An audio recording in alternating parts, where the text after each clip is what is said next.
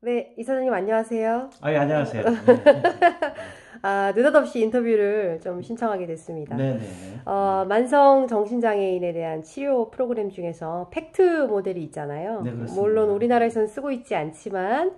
미국에서 굉장히 이슈가 되었던 걸로 알고 있고, 만성 정신장애인들 위한 그 치료에서 굉장히 효과를 거두었다고 말들은 하고 있는데, 사실은 그 팩트 모델이 뭔지 저는 잘 모르겠어요. 그래서 네. 그 팩트 모델이 뭐의 줄임말인지도 사실은 잘 모르겠고, 어떤 뭐 적극적 지역 사회 프로그램인가 뭐 그런 걸로 알고 있는데 그게 정확하게 어떤 것이고 또 이 사장님이 미국에서 그 이제 그 필드에 계셨을 때 팩트 모델을 예를 들어서 어떤 사람들이 투입이 돼서 어떤 식으로 지역사회 안에서 어, 그 트리트를 했는지 좀 설명해 주시면 감사하겠습니다. 우리 전혀 모르시는 분들이 많으니까 좀 쉽게 설명을 해 주시면 좋을 것 같아요. 네. 먼저, 팩트 모델은, 팩트라는, PACT, 팩트라는 뜻은, Program for Assertive Community Treatment.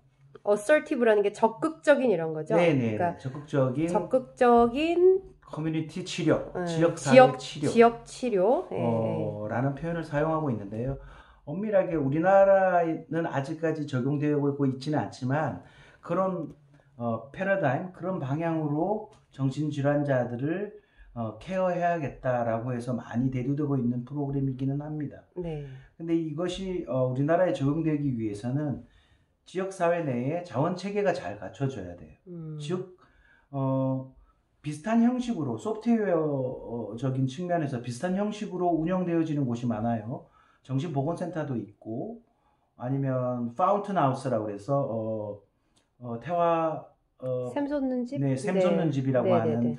그런 그 지역 사회 내에서의 그룹홈의 음, 형식, 혹은 클럽하우스 같은 네, 것. 클럽하우스는 팩트 모델과 함께 클럽하우스는 또 별도로 그러니까 제가 잘 움직여줘야 몰라서 됩니다. 그런데 그 네, 클럽하우스라는 게 정신장애인 복지관 같은 개념인가요? 그렇습니다. 그래서 정신장애인을 위한 복지관? 정신장애인을 위한 복지관. 음, 우리나라로 말하면, 우리나라에는 종합사회복지관이 있고 노인복지관이 있고 장애인 복지관이 있잖아요. 네, 네, 그런 네. 것처럼 정신장애인을 위한 복지관. 그럼 납병동하고 뭐가 다른 거예요? 납병동하고 다른 것은 의료적 케어가 거기 있는 게 아니에요. 그러니까 순수한 프로그램 뭐 그래, 이런 것들, 순수한 훈련 이런 것들? 그러니까 데이케어 프로그램. 데이케어. 네, 그러니까 데이케어 그러면은 프로그램. 노인 쪽의 주간보호센터하고 비슷한. 굉장히 비슷합니다. 예, 노인 예, 예. 쪽의 주간보호센터도 의료적 네, 접근을 네, 하기는 네, 네, 하지만, 네. 여기서 말하는 데이케어라 함은 음, 복지적 측면, 즉 음,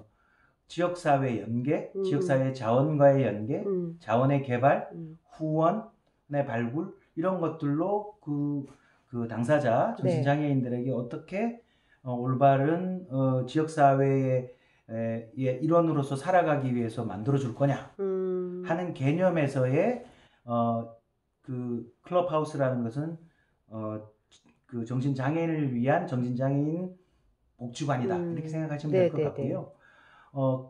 그와 반해서 팩트의 모델은 쉽게 말하면, 우리나라에서 말하는 커뮤니티 케어의 일환이 아닐까 싶습니다. 음, 근데 사실 커뮤니티 케어가 굉장히, 우리나라 현재 적용되어지는 커뮤니티 케어가 애매모호해요. 그 음, 이유가 뭐냐면, 명확하게 시스템을 갖추지 않았기 때문에. 음, 미국의 팩트 모델로서의 커뮤니티 케어는 네, 어떤 역할을 가지냐면, 그 자격 대상은 당연히 어, 그 정신장애인일 것이고, 네.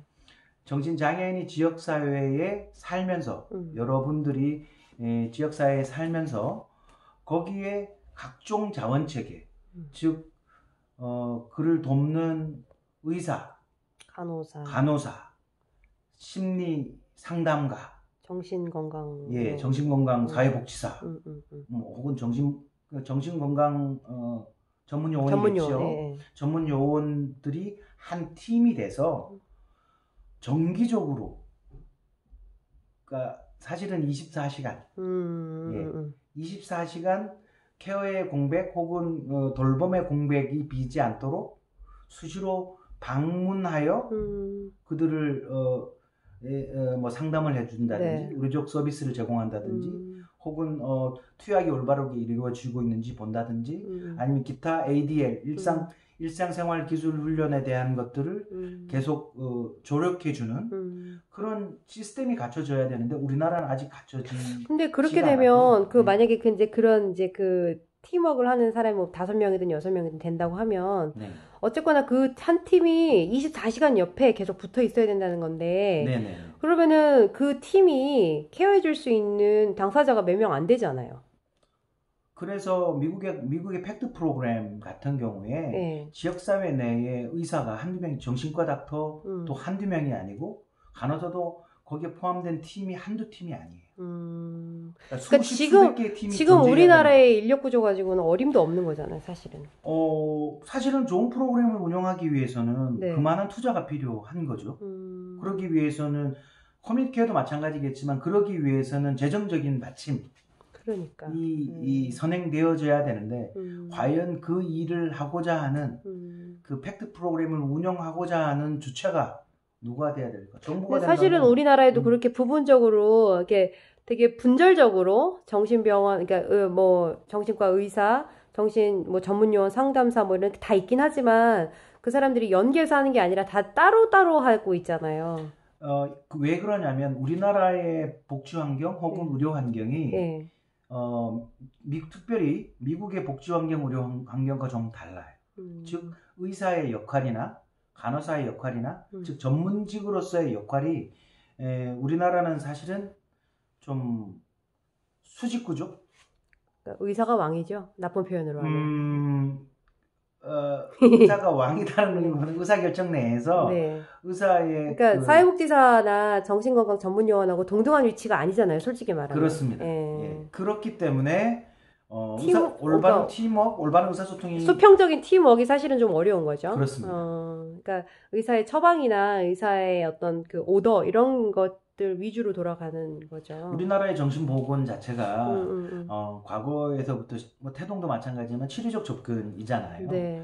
최근에 와서 이제 어떤 복지적 접근, 케어에 대한 접근을 이제 치료가 아닌 케어의 방향으로 이제 움직여 가려고 하는 이제 과도기가 너무 오래 가고 있는 것 아닌가 하는 의구심은 들고 있으나 기본적으로 이런 기본 체계가 갖춰지지 않은 한 사실은 팩트 프로그램이 우리나라에 적용되기 위해서는 좀 요원하지 않을까? 그러니까 그렇다면 광역보건센터와 다른 게 뭘까? 뭐 이런 생각을 하게 됩니다. 그러니까 제가 이게 들어보면 지금 팩트 모델 자체가 나쁜 건 아닌데 우리나라에서 그게 지금 정착할 수 없는 이유가 일단은 인력풀이 너무 적고 또 하나는 이제 수평적인 구조가 아니고 수직 구조적인 그런 특성이 있기 때문에 완벽한 팀워크가 좀 어려운 부분들이 있어서 분절적인 서비스가 된다는 거죠. 그렇습니다. 그 분절적인 서비스의 또 다른 원인은